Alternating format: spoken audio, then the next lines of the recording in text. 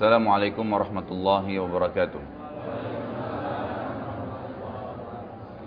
Innal hamdalillah, segala puji bagi Allah Subhanahu wa taala, nahmaduhu wa nasta'inuhu wa nastaghfiruh.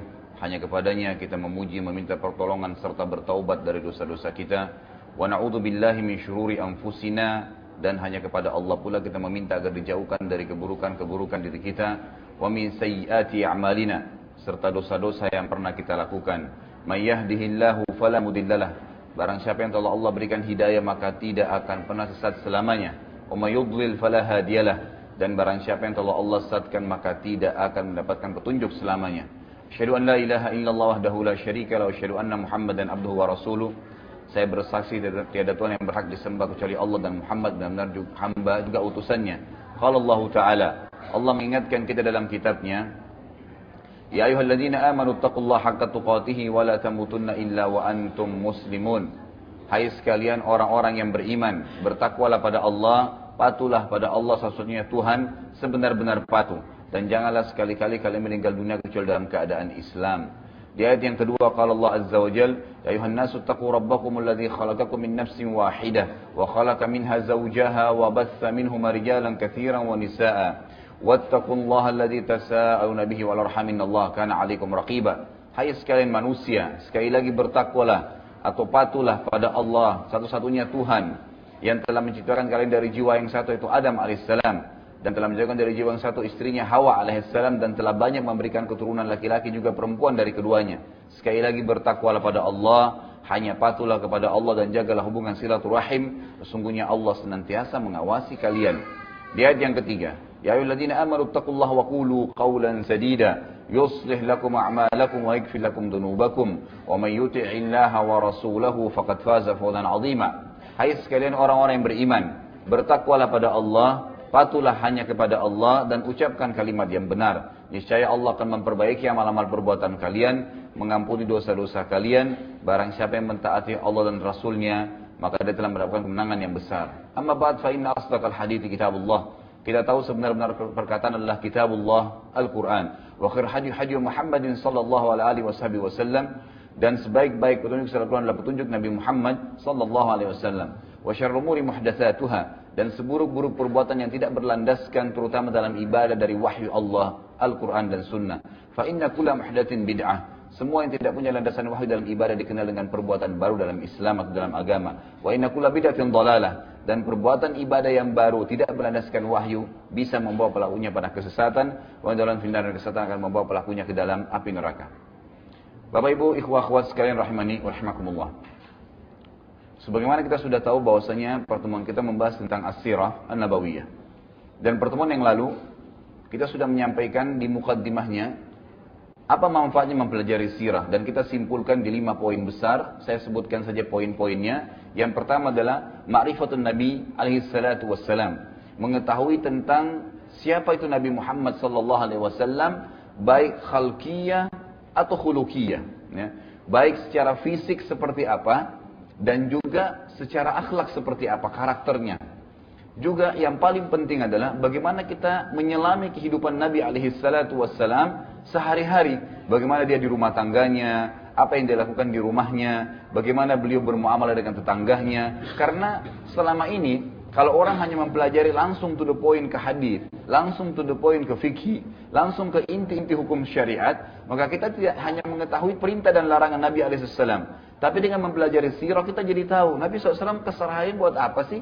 Seperti contohnya misalnya dalam hadis sahih riwayat At-Tabarani, Aisyah pernah ditanya oleh beberapa sahabat, apa yang Rasulullah SAW kerjakan di rumahnya? Maka beliau mengatakan, Aisyah radhiyallahu anha, Nabi SAW melakukan seperti salah seorang di antara laki-laki kalian di rumahnya, menjahit sepatunya atau sandalnya kalau putus atau rusak. Kemudian beliau membantu istri-istrinya dalam bekerja, sampai Nabi SAW dalam riwayat lain pernah membantu Aisyah mencuci piring.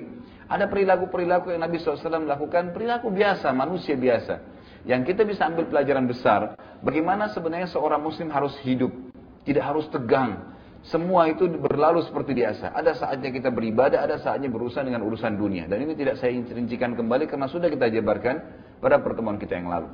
Yang kedua adalah ma'rifatus sahabat ridwanullahi alaihim, mengetahui tentang siapa itu para sahabat. Kenapa kisah Abu Bakar, Umar, Utsman, Ali, Talha, Zubair, Abdurrahman bin Auf dan banyak sahabat-sahabat yang dijamin masuk surga? Kenapa kisah mereka kekal dan Allah Subhanahu wa taala jaga sampai sekarang kita bisa membacanya agar kita mengambil pelajaran apa sih perilaku mereka keseharian, ya? Apa yang mereka lakukan pada saat pagi, siang, sore, malam hari, bagaimana tanggapan mereka terhadap ayat yang turun, bagaimana aplikasi syariat dalam kehidupan mereka, berumah tangga, bertetangga, berbisnis, apa saja. Semua itu adalah perilaku yang sebenarnya dinukilkan kepada kita agar kita mencontohi mereka dan bukan mustahil kita bersama-sama dengan mereka dijamin masuk surga. Poin yang ketiga adalah ma'rifatus sababin nuzul wa sababul wurud. Dengan belajar sirah nabawiyah kita akan mengetahui sebab turunnya ayat. Sebagaimana nanti kita akan masuk ke poin-poin dalam sirah kita, bagaimana ayat-ayat turun bersama dengan kejadian yang terjadi di zaman Nabi SAW dan sahabat ridwanullahi alaihim. Kemudian sababul wurud, sebab disebutkannya hadis. Ini juga sudah kita rincikan. Dan yang keempat adalah ma'rifatu ahwalul kuffar wal munafiqin. Mengetahui tentang perilaku dan keadaan orang-orang kafir serta orang munafik. Siapa itu orang kafir di mata Nabi SAW? Sehingga kita tidak sembarangan mengkafirkan orang.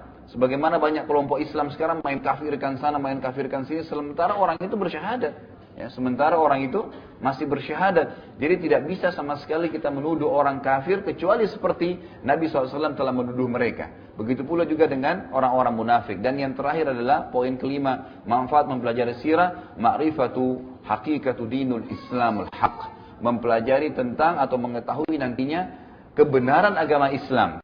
Karena kalau kita pelajari dari awal rentetan sejarah bagaimana Nabi SAW diumatkan jadi Nabi, bahkan sebelumnya dari beliau lahir, keadaan Jazirah Arab, bagaimana rentetan turunnya ayat-ayat Al-Quran bertahap, sampai turunnya ayat-ayat dari Makkiyah, kemudian pindah ke Madaniyah atau di Madinah, sampai Nabi SAW meninggal dunia. Nanti akan kita lihat dengan mempelajari sirah ini, bagaimana terbentuk pribadi kita dan meyakini dengan keyakinan bahwasanya Islam itu agama yang benar. Dan kita tidak akan ragu untuk menganutnya.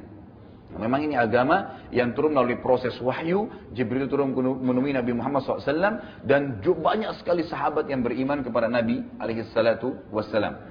Baik, hari ini insya Allah kita akan masuk ke masalah lebih mendalam. Sebenarnya Bapak Ibu sekalian, kita sebenarnya bisa membahas langsung dari lahirnya Nabi SAW. Tapi saya sudah menyusun sebuah tema yang saya tidak ingin membahas dulu langsung dari lahirnya Nabi SAW, karena itu umum dibahas oleh banyak ustadz kita. Tapi saya ingin coba tarik kita jauh ke belakang dulu. Salah satu kakek Nabi SAW adalah Nabi Ibrahim dan Nabi Ismail alaihimussalam. Maka kita akan mulai dari kisah mereka, sehingga kita tahu nih bagaimana keadaan atau siapa ya jalur keturunan Nabi SAW dan bagaimana keadaan orang-orang Arab sebelum Nabi SAW diutus. Maka akan ada poin-poin penting yang dibahas adalah kisahnya air Zam-Zam, substansial judulnya, dan pembangunan Ka'bah. Dan pembangunan Ka'bah serta di dalamnya tentu ada berurusan dengan perintah tentang haji kan gitu. Dan itu insya Allah akan kita jabarkan nanti. Ini poinnya. Kalau saya lihat mungkin ini yang kita selesaikan pada hari ini. Tidak tahu kalau Allah kasih taufik bisa menyelesaikan lanjutan poin setelahnya di itu. Bagaimana masuknya agama Samawiyah, Yahudi dan Nasrani di Jazirah Arab. Jadi nanti kalau ada yang bertanya, kok bisa ada orang Arab Yahudi ya? Kok bisa menganut agama Yahudi maksud saya? Bagaimana bisa ada orang Arab yang Nasrani? Ada kisahnya tersendiri. Bagaimana agama ya properties ini atau agama Samawi ini bisa masuk ke Jazirah Arab? Sebelum Nabi SAW diutus. Sebelum Nabi SAW diutus. Ini sangat penting untuk diketahui karena rentetannya banyak sekali dengan ayat dan hadis Nabi SAW. Dan akan ada kisah tentang ya penghancuran ya, Abraha dengan pasukan gajahnya.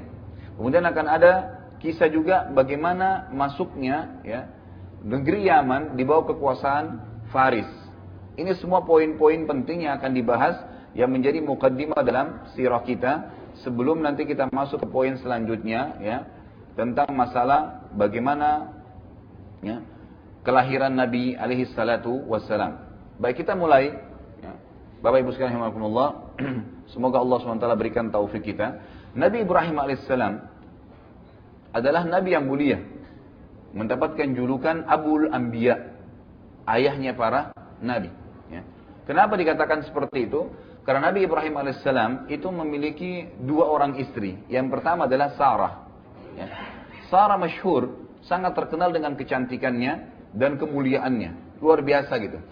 Tentu kita tidak akan terlalu mendalam membahas tentang bagaimana keadaan atau kehidupan ya Sarah bersama Ibrahim alaihissalam, tapi ada beberapa yang disebutkan dalam ayat Al-Quran dan juga hadis Nabi SAW yang penting untuk kita ketahui berhubungan dengan pelajaran sirah kita ini.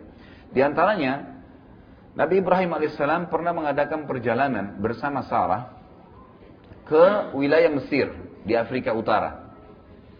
Pada saat sampai ke Mesir, kebetulan waktu itu rajanya Mesir di zaman itu zalim, suka sekali mengambil istrinya orang. Ya. Jadi bukan mencari perempuan umumnya, tapi istrinya orang. Kenapa? Karena dia tahu kalau, atau dalam pikiran dia pada saat itu, kalau seandainya wanita ini dinikahi oleh seorang laki-laki, pasti dia pilihan gitu, dipilih oleh laki-laki tersebut. Jadi perilakunya sangat buruk. Sarah itu sangat terkenal dengan kecantikannya. Maka Nabi Ibrahim alaihissalam waktu jalan dengan Sarah masuk ke Mesir, datanglah beberapa prajurit Raja Mesir waktu itu ingin mengambil Sarah. Maka apa yang mereka katakan? Siapa ini? Pertama ditanya, siapa ini? Maka Ibrahim alaihissalam mengatakan, ini saudariku. Nggak dikatakan istriku. Kenapa? Karena kalau dikatakan istriku, diambil Sarah nantinya. Dan ini disebutkan dalam hadis Bukhari tentang bagaimana di mahsyar nanti, ya, orang-orang pada saat kepanasan, ya, orang membutuhkan tentang hadis syafaat kubra, ya. Bagaimana Nabi SAW akan memberikan syafaat nanti pertolongan kepada umatnya di padang mahsyar. Manusia pada saat sudah kepanasan, sudah menunggu lama di mahsyar, Allahu alam berapa lama sebagaimana disebutkan dalam hadis, maka ada sebagian manusia datang ke Adam lalu berkata, "Hai Adam, engkaulah ayah kami. Engkaulah manusia pertama, mintalah kepada Allah yang supaya Allah datang mengadili kami. Kami ke surga atau ke neraka. Yang penting datang dulu mengadili." Karena di mahsyar sangat panas dan luar biasa pemandangannya gitu. Orang akan ada yang terbalik wajahnya di bawah, ada yang dibangkitkan dengan a'azzakumullah bokongnya di atas dan beragam macam perilaku yang terjadi itu tidak kita bahas juga. Tapi yang jelas pointernya, mereka datang ke Adam, Adam mengatakan, "Hari ini Tuhanku telah murka, belum pernah murka sebelumnya seperti ini. Nafsi, nafsi, saya cuma bisa selamatkan diriku sendiri. Maka kalian cobalah pergi ke Idris." Datanglah kepada Idris AS. Lalu Idris juga mengatakan hal yang sama. Intisarinya setiap nabi didatangi ya oleh manusia-manusia sampai mereka tiba kepada Ibrahim AS. Lalu Nabi Ibrahim AS mengatakan, "Saya tidak berani karena hari ini Tuhanku telah marah, belum pernah marah sebelumnya seperti ini. Dan tidak akan marah sesudahnya seperti ini." Lalu beliau mengatakan, "Saya telah melakukan perbuatan salah." Apa itu perbuatan salah Nabi Ibrahim AS? Disebutkan dalam riwayat ini. "Saya pernah berbohong." Apa bohongnya? Waktu dia mengatakan kepada prajurit Mesir, "Ini saudari saya." Sebenarnya bukan bohong ya.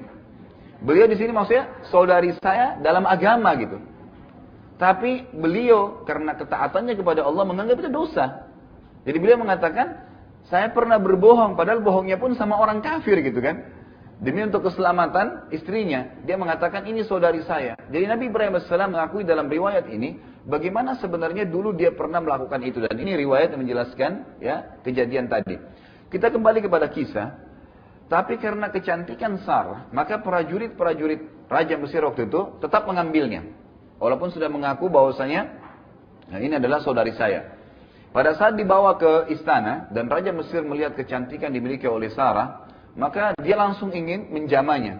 Maka Sarah berdoa kepada Allah Azza wa Jal agar ya diselamatkan. Tiba-tiba saja tangan ya kanannya si raja itu stroke. Tiba-tiba nggak bisa bergerak. Mau menyentuh nggak bisa gitu kan. Maka dia mengatakan, "Apa yang kau lakukan dengan saya?" kata raja itu. Ya. Maka Sarah mengatakan, "Saya tidak berbuat apa-apa. Ya, saya hanya berdoa kepada Tuhan saya agar diselamatkan dari keburukanmu." Maka dia mengatakan, "Mintalah kepada Tuhanmu agar saya dikembalikan ya, dan saya tidak akan ganggu kamu." Maka Sarah pun berdoa kepada Allah Azza wa Jal agar disembuhkan orang itu sembuh, gitu kan? Dia tadi belum yakin nih rajanya. Maka apa yang dilakukan? Dia dekati lagi yang kedua kalinya. Jadi dia berbohong tadi. Maka kena sakit yang sama. Tiba-tiba tangannya ingin menjamah tidak bisa bergerak, gitu kan? Maka dia berkata lagi, "Mintalah kepada Tuhanmu disembuhkan dan saya tidak akan ganggu kamu, saya janji." Gitu kan? Ternyata Sarah berdoa lagi yang kedua kali, ya, dia kembali lagi sembuh, dia mau jamah lagi, gitu kan? Sampai 3 kali. Yang ketiga kalinya, pada saat dia ingin sentuh, akhirnya kembali lagi seperti itu dan dia berkata, saya berjanji dan sudah pasti saya tidak akan ganggu kamu, disaksikan oleh semua apa yang orang-orang yang ada di istana saya ini, saya akan bebaskan kamu. Lalu dikeluarkan seorang budak wanita oleh si raja ini, itulah Hajar. Dikeluarkan oleh raja, ini saya hadiahkan untukmu gitu. Maka Sarah pun berdoa kepada Allah dan disembuhkan tangannya. Ya. Raja itu lalu dia berkata, dalam riwayat yang masyhur, raja itu berkata, keluarkan wanita ini dari istana saya karena yang kalian bawa adalah jin. Gitu. Ya. Karena dia tidak yakin kepada Allah Subhanahu Wa Taala. Jadi dia ucapkan kalimat tersebut. Maka pulanglah Sarah membawa Hajar. Ya. Ini kisah awalnya, gitu kan? Jadi Hajar itu memang seorang budak yang dihadiahkan oleh Raja Mesir yang tadinya ingin berbuat jahat dengan Sarah. Pulanglah mereka, ya, balik. Ada beberapa riwayat, ada yang mengatakan Nabi Ibrahim alaihissalam tinggal di Palestina, ada riwayat yang mengatakan Nabi Ibrahim tinggal di Babilonia. Ya. Tapi kalau kita gabungkan kedua riwayat ini, Nabi Ibrahim alaihissalam memang lahir di kota Babilonia, ya, di Irak. Dan perlu Anda tahu, Irak itu bukan wilayah asli orang Arab, ya. Nanti akan kita pelajari di pelajaran kita di masalah Nabi Ibrahim alaihissalam. Jadi Arab itu ada dua. Ada Arab musta'ribah, ada Arab asli. Ada orang Arab yang asli dan itu dari Yaman asalnya mereka. Dan ada orang Arab yang terarabkan. Ini diistilahkan bagi siapapun yang menikah dengan orang Arab atau menggunakan bahasa Arab di lisannya. Makanya kita lihat seperti negara-negara di Afrika, Mesir, Tunis, Jazair, Maroko, itu semua bukan orang Arab. Ya. Itu mereka bukan orang Arab. Orang Mesir itu aslinya orang Kipti, ya, suku Kipti. Tapi karena mereka pakai bahasa Arab di negaranya dikatakan negara Arab, orang Arab gitu kan, kena bahasa. Sama dengan Tunis, Jazair, Maroko, 3 negara besar di Afrika Utara ini adalah suku barbar yang terkenal. Ya, setelah mereka masuk Islam, mereka menikah dengan orang-orang Arab, bahasanya sudah pakai bahasa Arab, maka dikatakan orang-orang Arab. Kita temukan juga Sudan, itu asli Afrika, gitu kan? Tapi jadi negara Arab. Dan seterusnya. Sama kalau kita lihat ke arah barat, itu arah timur dan arah baratnya, sama juga di Irak. Ya. Irak juga begitu, bukan negara Arab. Ya. Tapi karena mereka menggunakan bahasa Arab dan berbaur, akhirnya dikatakan negara Arab. Jadi Nabi Ibrahim alaihissalam bukan asli orang Arab. Ya. Bukan asli orang Arab. Nanti akan kita lebih jauh mempelajari masalah itu bi'idznillah ta'ala. Jadi Nabi Ibrahim alaihissalam akhirnya, Sarah akhirnya pulang bertemu Nabi Ibrahim alaihissalam dan mereka semua kembali, ya, ke wilayah Babilonia. Ya. Ini wilayah tempat lahir Nabi Ibrahim AS. Lalu mereka pindah ke Palestina setelahnya. Mereka pindah ke Palestina. Ringkas cerita adalah, karena ini cukup panjang kisahnya, ya, dan ini ada bahasan khusus tentang Nabi Ibrahim AS dengan Sarah. Intinya adalah Nabi Ibrahim AS akhirnya, ya, setelah berapa tahun menikah dengan Sarah, dan Sarah tidak memiliki anak. Ya, sebagian riwayat mengatakan karena beliau mandul, ya, beliau mandul. Sampai umurnya, ada beberapa riwayat yang khilaf, tapi ada pendapat yang kuat mengatakan umur Sarah itu mencapai 60 tahun. Tidak punya anak, gitu kan. Waktu itu ada beberapa riwayat juga yang menyebutkan Hajar dengan Sarah ini selisih umurnya cukup jauh.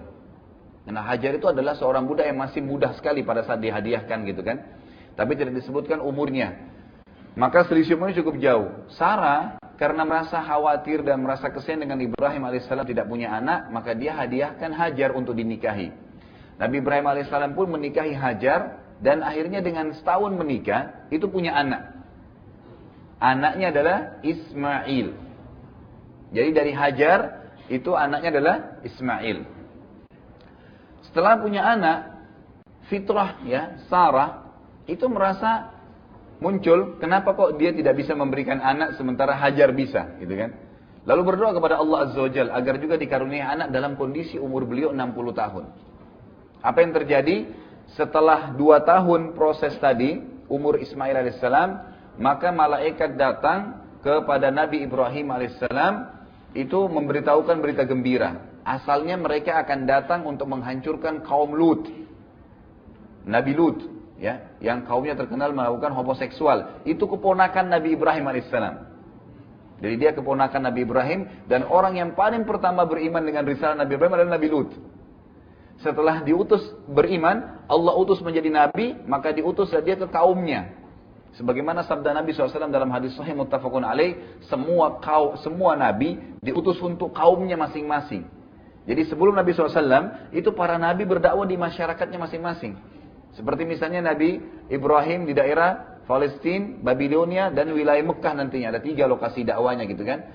Sementara Nabi Lut, keponakan beliau itu ada di wilayah Yordania. Ya. Kalau sekarang tepatnya batas Yordania dengan Israel ya. Itu ada Laut Mati, di situ wilayahnya. Dakwanya Nabi Lut, dan tidak ada kewajiban untuk berdakwah di tempat lain.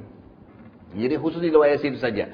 Tapi Nabi Muhammad SAW waktu diutus itu untuk seluruh manusia, gitu kan? Jadi bedanya di situ. Tapi nabi-nabi sebelumnya tidak. Sama halnya Nabi Isa alaihissalam, ya. Nabi Isa alaihissalam dikhusus untuk wilayah sendiri. Jadi keliru kalau ada orang-orang Nasrani mendakwakan agama Nasara sampai ke Indonesia, itu keliru. Kenapa? Karena Nabi Isa itu hanya khusus untuk Bani Israel, gitu loh. Jadi dia bukan untuk kemana-mana didakwai gitu. Kalau Nabi SAW tidak. Wa ma arsalnaka illa rahmatan lil alamin gitu kan. Kami enggak utus kamu kecuali untuk seluruh alam semesta. Gitu kan. Jadi jelas sekali. Dalam sebuah hadis sahih kata Nabi SAW, innama bu'ithu ilal ahmari wal aswad. Saya diutus untuk golongan merah dan golongan hitam. Artinya jin dan manusia. Gitu kan. Jadi tidak terkecuali. Baik. Akhirnya malaikat datang untuk menghancurkan kaum Lut yang waktu itu homoseksual dan sudah dakwah tidak mau terima. Tapi sebelum ke tempat kaum Lut, Nabi Lut alaihissalam, mereka mampir dulu di rumahnya Nabi Ibrahim alaihissalam. Malaikat ini yang diutus oleh Allah Subhanahu wa taala. Dengan tujuan apa? Ingin menyampaikan berita gembira kepada Sarah bahwasanya Sarah akan hamil dan melahirkan anak. Karena Sarah tadi berdoa kepada Allah SWT. Ini menandakan tidak ada yang mustahil bagi Allah Subhanahu Wa Taala. Bagaimana dalam kondisi umur sudah tua pun, mandul gak bisa punya anak, bisa hamil dengan kekuasaan Allah Subhanahu Wa Taala. Kita dengarkan kisahnya. Waktu malaikat datang ke rumah Ibrahim alaihissalam, seperti apa sih kejadiannya? Allah sebutkan dalam surah Az-Zariyat. Urutan 51, ayat 24 sampai ayat 30. Ya. Az-Zariyat 54 urutan surahnya ayat 24 sampai ayat 30 yang bunyi a'udzubillahi minasyaitonir rajim. Hal ataka haditsu dhaifi Ibrahim al-mukramin id dakhalu alayhi faqalu salaman qala salamun qaumun munkarun faragha ila ahlihi fajaa bi'ajlin samin faqarrabahu ilayhim qala ala ta'kulun fa'awjasa minhum khifatan qalu la takhaf wa basyaruhu bigulamin alim. فأقبلت امرأته في صرة فصقت وجهها وقالت عجوز عقيم قالوا كذلك قال ربك إنه هو الحكيم العليم.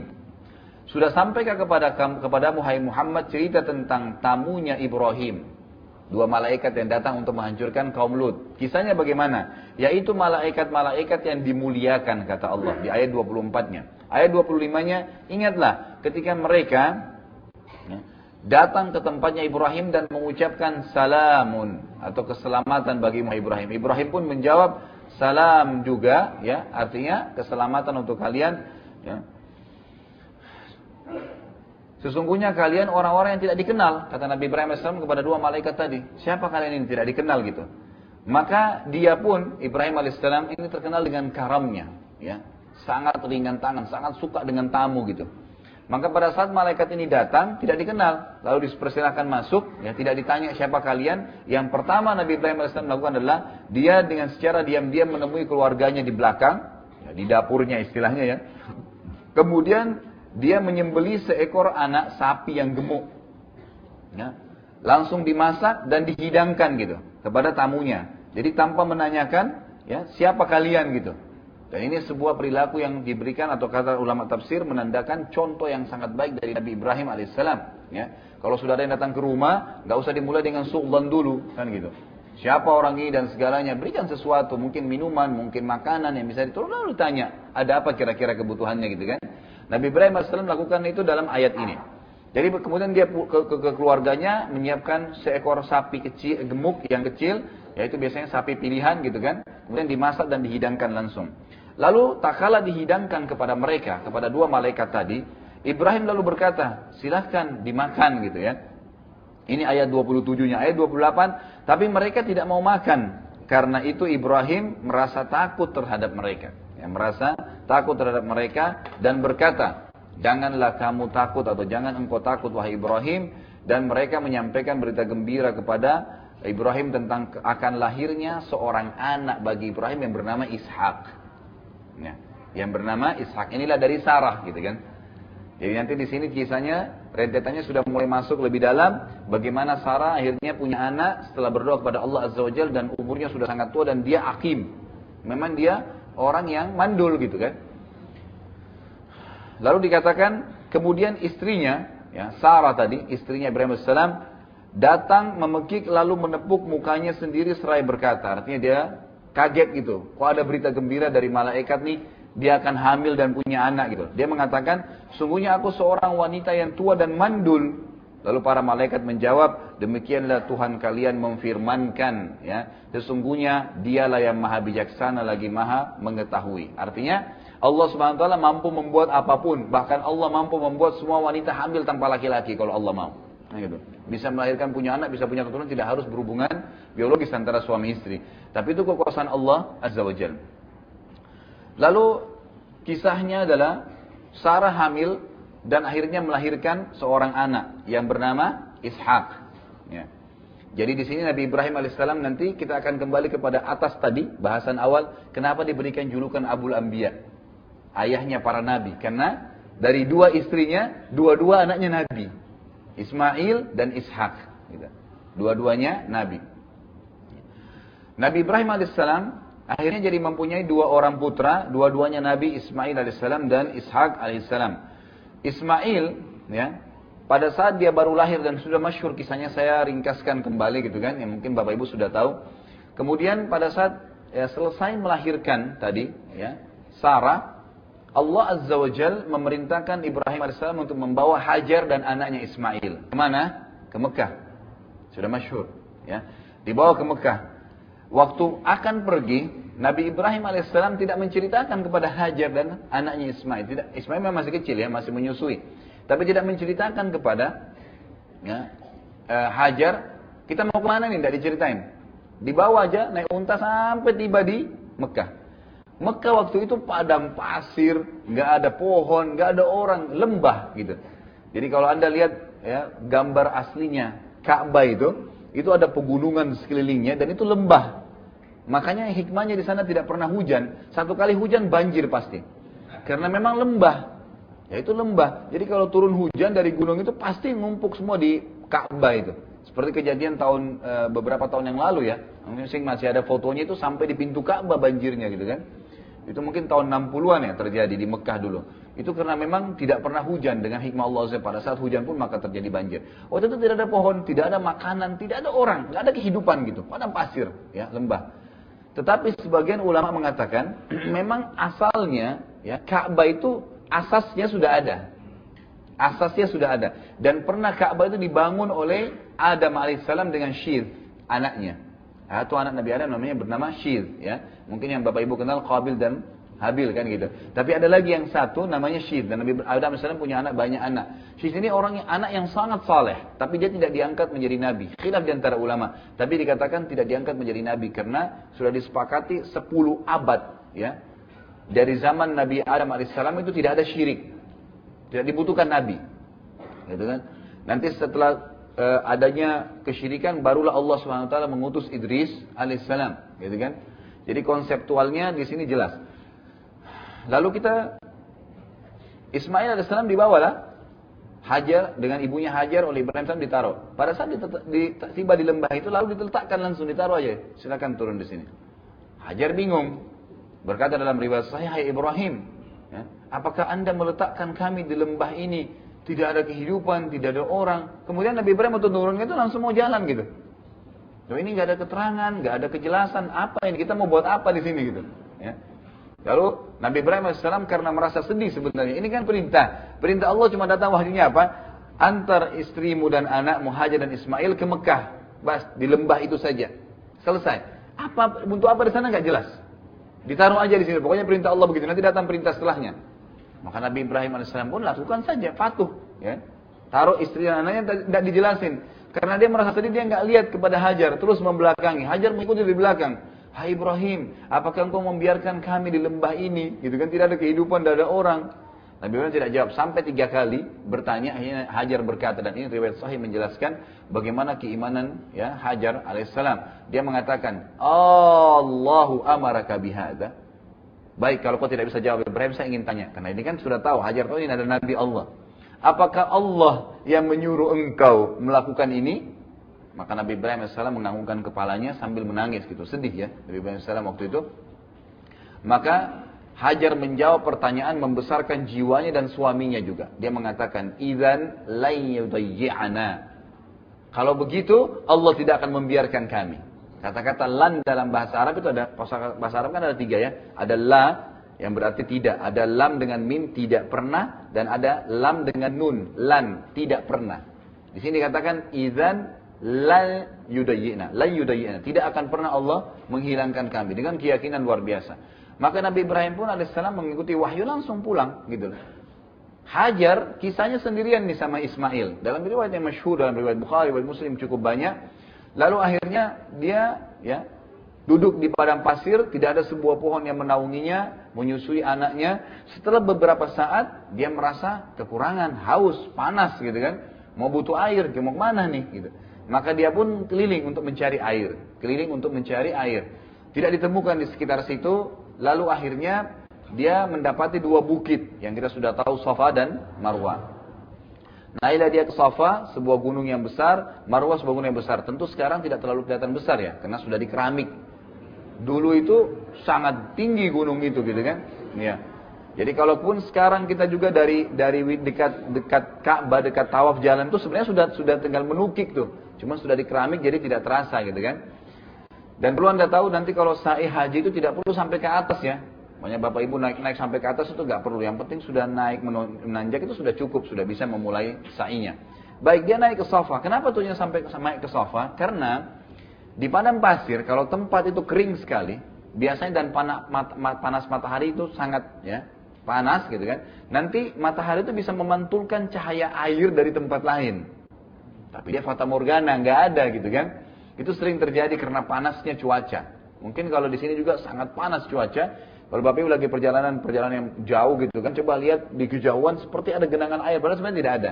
Itu pantulan dari tempat lain gitu kan. Maka Hajar alaihissalam itu melihat dari Safa, seakan-akan di Gunung Marwah itu ada air. Enggak ada, mulailah dia sa'i tadi. Sa'i itu artinya berjalan. Ya, jadi istilah sa'i itu adalah berjalan gitu kan. Dia jalanlah turun gitu kan. Di tengah-tengah lembah yang ada lampu hijau 2, disuruh lari kecil. Tahu nggak kenapa disuruh lari? Jadi dari situ dulu itu udah mulai menukik ke Marwah. Untuk supaya bisa gampang naiknya ke atas, maka beliau lari, gitu kan? Lari dulu supaya nanti naik ke atas Marwah itu bisa lebih gampang gitu. Naiklah ke Marwah, dilihat lagi ke arah Safa, seakan-akan ada air tapi tidak ada. Turun lagi dia ke Safa sampai 7 kali. Yang gitu. Apa yang terjadi yang paling besar yang kadang-kadang tidak disentuh secara imaniah oleh para ustadz kita, Bapak Ibu sekalian, adalah Hajar alaihissalam karena memang patuh kepada Allah dan mengikuti perintah suaminya tadi, lalu apapun yang dia kerjakan, termasuk ya sa'i tadi mencari air untuk Ismail, niatnya hanya sebagai seorang ibu saja. Karena dia tulus untuk itu, Allah jadikan selama orang sa'i sampai hari kiamat Hajar panen pahalanya.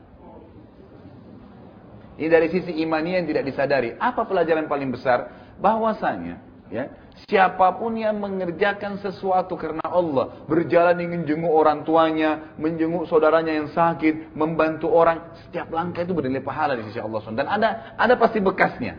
Selama ketulusan itu ada. Di sini Hajar hanya sekedar mau cari air buat anaknya, nggak ada pikiran lain.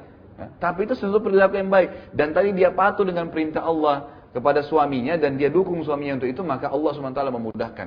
Selama orang sa'i, bayangkan nih, kalau orang sa'i, saya berapa kali pergi, kalau haji, kalau umroh, itu apalagi Ramadan, luar biasa. Jutaan orang di situ kan. Berapa banyak tuh pahalanya gitu kan. Kalau Allah catatin satu sa'i, satu pahala saja per orang, kali sekian juta, kali setiap hari gitu kan. Sampai hari kiamat itu berapa banyak pahala yang dipanen oleh Hajar alaihissalam. Berarti bentuk ketaatan kepada Allah dan suami itu sesuatu yang luar biasa ya bagi seorang wanita. Baik, kita kembali ke poinnya. Setelah 7 kali dia berjalan, dia melihat, baru Hajar menyadari ternyata ya tidak ada air di sini gitu. Dan Ismail itu ditinggal sendiri. Karena tempatnya Ismail cukup jauh dari situ. Ternyata waktu Hajar, karena sudah keletihan, capek mencari, tidak dapat. Ada beberapa asar, tapi yang paling rajih sebenarnya Jibril alaihissalam datang. Datang tapi tidak dilihat oleh Hajar, lalu mengebaskan sayapnya sehingga membuat tanah di padang pasir itu mengeluarkan air, mata air. Yang kita tahu dengan Zam-Zam, gitu kan? Ada riwayat lain yang mengatakan keluar Zam-Zam itu mata air dari bekas telapak kaki untanya Nabi Ibrahim alaihissalam. Tapi ini marjuh, pendapat yang ya tidak terlalu kuat ya. Lebih kuat tadi Jibril alaihissalam yang datang. Ada pendapat lain juga yang mengatakan bahwasanya keluar dari sentakan kaki Nabi Ismail pada saat menangis, gitu kan? Tapi yang paling kuat adalah Jibril alaihissalam datang. Jibril alaihissalam datang dan mengebaskan dengan sayapnya sehingga keluarlah mata air tersebut. Baik, ada pertanyaan kecil. Selama ini Bapak Ibu sekalian sudah tahu Zam-Zam itu namanya air ya? Tahu nggak apa artinya Zam-Zam? Ya.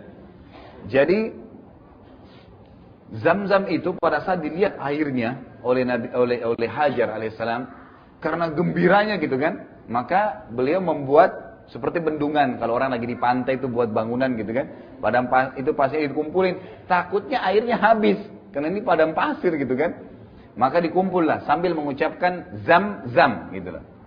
Berkumpullah gitu. Jadi Zam-Zam itu artinya berkumpul gitu kan. Maka ditutuplah. Kata Nabi SAW dalam hadis Bukhari Muslim, semoga Allah merahmati ibunya Ismail. Kalau dia biarkan, maka akan menjadi lautan yang luas. Gitu kan. Tapi karena ketakutannya seorang ibu, jangan sampai habis nih air gitu kan. Maka ditutuplah, ditahan. Jadi akhirnya dia cuma sekedar seperti mata air seperti itu. Gitu. Baik, akhirnya Hajar pun alaihissalam minum dari situ, mulailah hidup. Karena yang paling penting air. Dan subhanallah, Zam-Zam itu sebagaimana dalam hadis sahih dikatakan Zam-Zam ya bagi orang yang meminumnya. Boleh niat apa saja. Ya. Sebagaimana Imam Syafi'i rahimahullah mengatakan, saya minum Zam-Zam dengan 3 niat. Saya minta agar ya panahan saya tidak pernah meleset. Kemudian dan itu berhasil, kata Imam Syafi'i rahimahullah, berhasil, saya tidak pernah meleset lagi setelah minta di Zam-Zam, dari minum Zam-Zam itu. Saya meminta agar yang kedua menjadi alimnya muslimin, menjadi ulama, ternyata benar. Dan yang ketiga saya minta dimasukkan surga dengan minum Zam-Zam. Jadi jangan minum Zam-Zam cuma minta disembuhin penyakit itu kecil gitu kan. Minta semuanya. Ya. Tapi Zam-Zam ya, bukan datang kepada orang yang dianggap pintar, airnya diludahi terus diminum gitu kan. Itu penipuan ya, penipuan terhadap masyarakat. Jangan pernah Anda minum air yang ditiup-tiup oleh orang, nggak pernah itu. Nabi SAW tidak pernah tiup-tiup air, apalagi meludah. Iya kalau sikat gigi, kalau enggak gitu kan. Kan mentransfer penyakit ke kita gitu. Baik, tapi kalau memang Anda mau benar, kembali kepada Zam-Zam. Zam-Zam memang benar. Dan kata Nabi SAW, Zam-Zam itu minuman sekaligus makanan yang mengenyangkan. Itu hadis sahih, kan gitu. Jadi makanya orang minum Zam-Zam itu sudah cukup bagi dia walaupun tidak makan. Beberapa sahabat pernah selama 3 pekan di Mekah, mereka tidak makan apa-apa, cuma minum Zam-Zam dan tercukupkan. Gitu. Ya. Itu sebuah ya, Allah Azza wa Jalla, sebuah karunia dari Allah SWT kepada umat ini. Baik, hiduplah Hajar pada saat itu. Nabi Ibrahim alaihissalam waktu pulang, ya, dalam perjalanan berdoa kepada Allah Subhanahu Wa Taala. Berdoa kepada Allah Subhanahu Wa Taala. Ini ya. Dalam Al-Quran dikatakan terjemahnya, sesungguhnya saya meninggalkan keluarga saya biwadin ghairi dzi zar'in inda baitikal muharram. Ya Allah, aku meninggalkan istri anakku di sebuah wadin itu lembah. Biwadin ghairi dzi zar', tidak ada sedikit pun pohonnya. Kata-kata zi dalam bahasa Arab atau zu itu berarti sesuatu yang melampaui batas.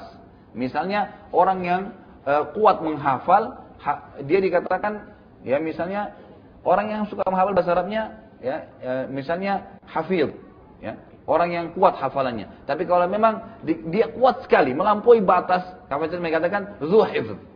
Orang ini zu hifdh, luar biasa hafalannya. Jadi kata-kata zu atau zi digunakan untuk sesuatu yang melampaui batas. Maka kata Ibrahim alaihissalam, biwadin ghairi zi zar'in, di lembah yang tidak ada satupun rumput, nggak ada gitu. Jadi kosong sekali gitu. Inda baitikal muharram. Tapi poinnya, di lokasi tempat rumahmu yang muharram. Ini menandakan ulama tafsir bilang Ka'bah itu asasnya sudah ada tadi yang saya katakan. Dan mulailah mereka menjabarkan dengan beberapa asal yang menyebutkan bahwasanya pernah dibangun oleh Nabi Adam alaihissalam dan Syir, kemudian dengan berjalannya waktu hancur gitu kan.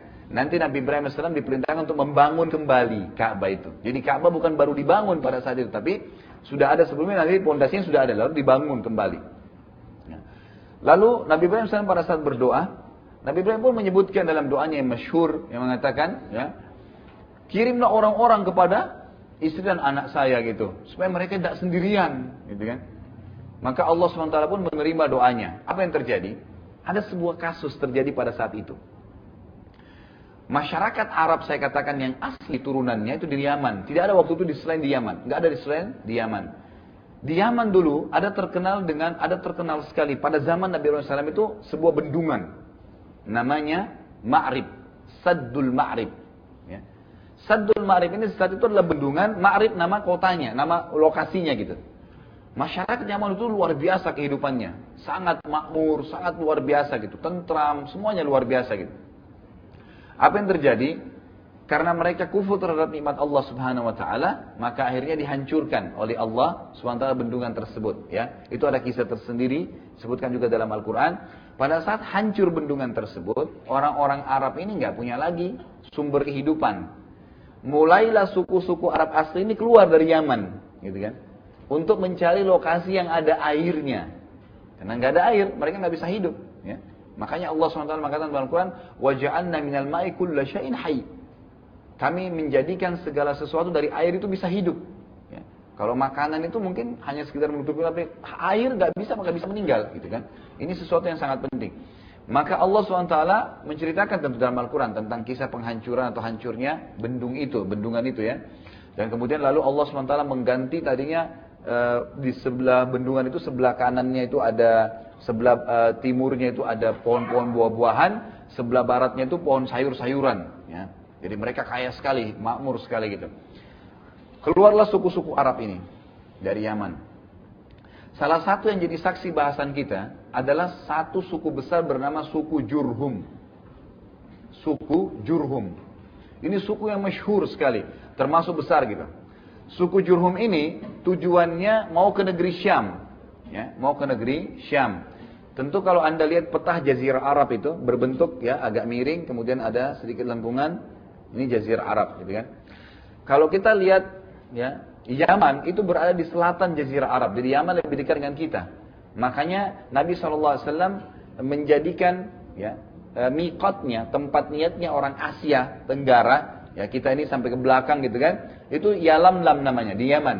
Jadi kalau sudah dekat dengan Saudi gitu kan, biasanya disampaikan oleh pramugara atau pramugaranya, ini udah lewat di atas ya. Yalamlam maksudnya itu tempat miqat di Yaman. Karena Yaman lebih dekat di selatan Jazirah Arab, di bagian bawahnya, kita di bagian selatan Jazirah Arab.